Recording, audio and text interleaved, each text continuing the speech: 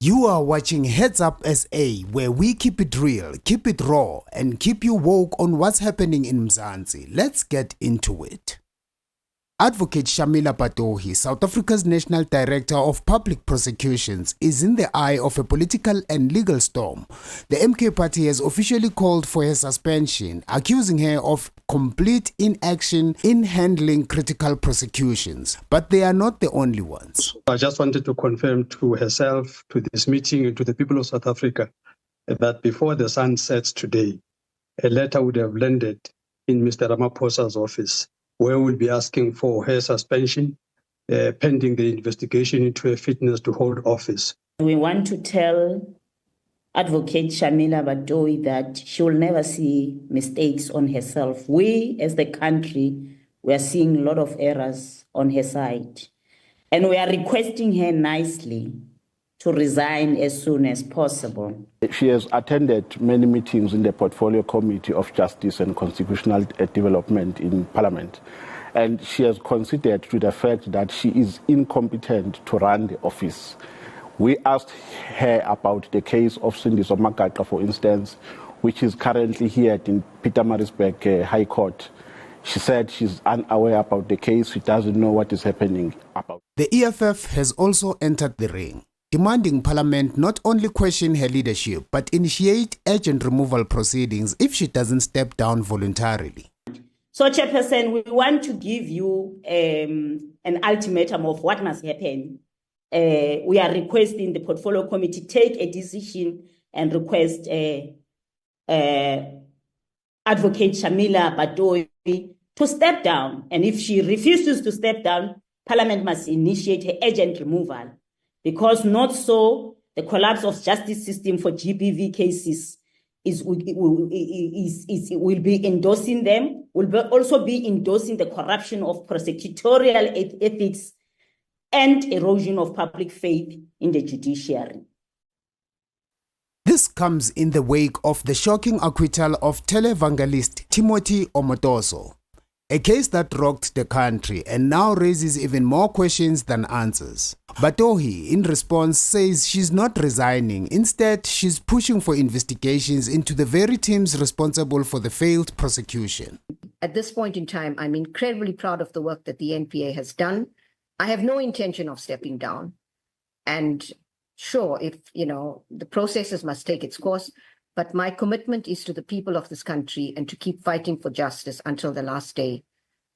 Now, let's take it back to when Batohi was appointed in 2019. The move was celebrated as a new dawn for the NPA. But it didn't take long for critics like EFF leader Julius Malema to allege that her appointment was a calculated move to shield Ramaphosa and the late Pravin Gordhan from accountability. She's very close to Pravin Gordhan. She's controlled by a group that is close to Pravin Gordhan. I don't think they were helping anything there. They were appointing her to protect the crimes of Pravin Gordhan and the cabal which is aligned with Pravin Gordhan and Cyril Ramaphosa. And now, Sunday Times isn't holding back either. They wrote, open quote, Batohi has become the poster child of the failure to combat corruption. Ineptitude has eroded the NPA's credibility, close quote. Ouch. From allegations of CR17 payments. Leaks, and I'm sure you've seen that, and your name has come up on that, and it says that 1.75 million was paid to you on the 14th of March 2018. What's your response to that? Well, I'm not sure whether I should dignify that with a response, actually. I think it's important, given the position that you occupy and given the perception that we spoke about, that's so important about an NPA that is able to do its job independently. I think it's very important that you do respond to it. It's utter rubbish. It's a lie. So it's a total fabrication. Absolutely. So with regard to your relationship with the president, is there anything in that relationship that would warrant this type of lie, as you put it? Absolutely nothing. So, when people, I don't know why people do this, and I don't want to speculate about it. And I will not be distracted by it. I think these are tactics to try to distract you from doing your work. And this is the start of it. There's going to be a lot more.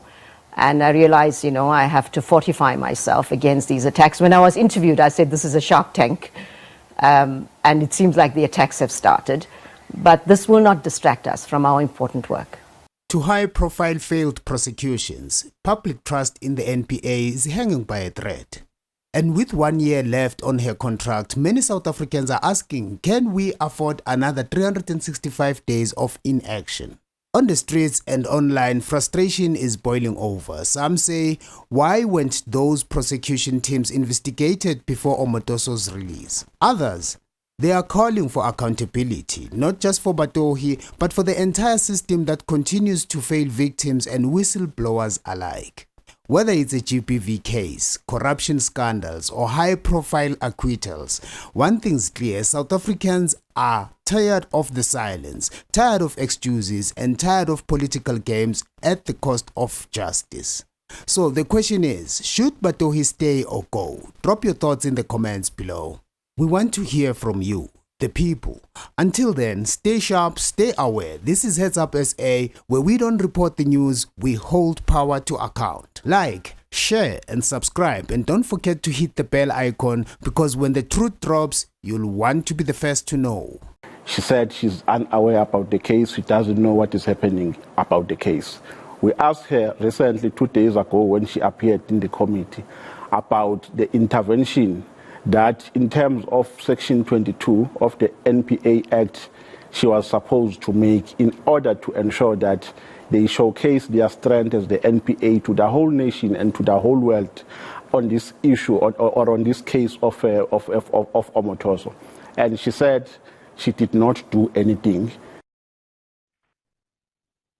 Chairperson, the other matter that I want to raise before the portfolio committee is the matter of Tswetswe. I formally would like to raise concern regarding the handling of the case of Tswetswe at Matatiele SAPS, which has reportedly been referred to the senior public prosecutor according to the information that we got from her mother. But according to the mother, she's very distressed about the lack of communication, transparency, and accountability from the side of the police.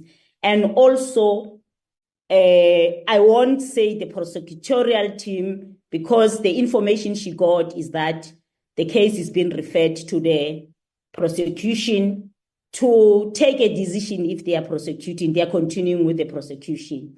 So we are requesting that this case be given the attention it deserves. We don't want to see this case going into the same routes as what we see with Omotoso case. So let's make sure that we attend to the case as soon as possible. According to the mother as well, she received clothes that she was told they are going for DNA testing, but she did not get information of what is happening with those clothes. What is the results, the outcome of forensic testing, particularly on the clothes that returned to the family. So